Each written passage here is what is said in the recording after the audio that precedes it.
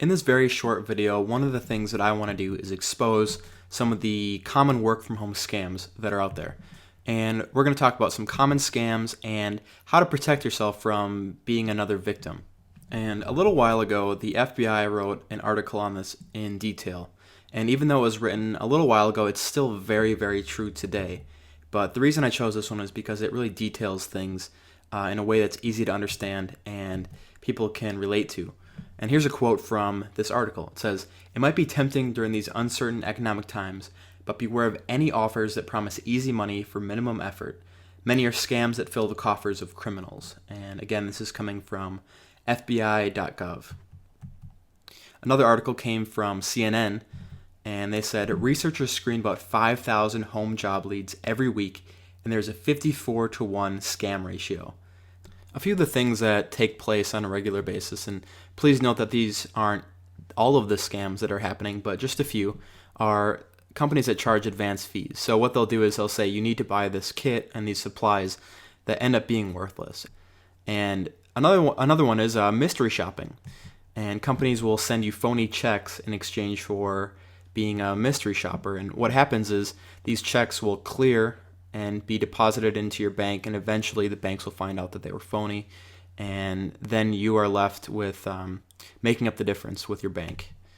Pyramid schemes, which you've probably heard of before, and you get two people and then they get two more people, and then you're rich. That's what they claim is going to happen. So anyways, all of these things have been found and been linked to criminal activity, which is something I didn't know before I started doing all of this research.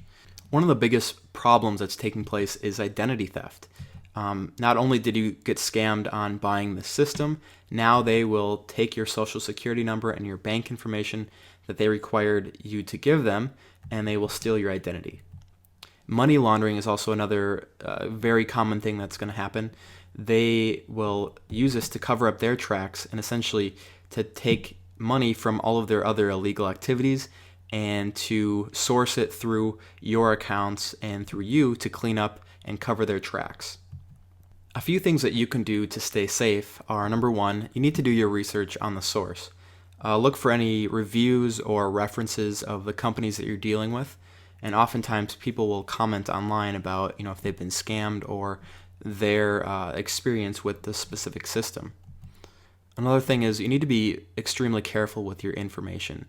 Never give questionable sources your social security number or your bank information or anything else that's very sensitive like that.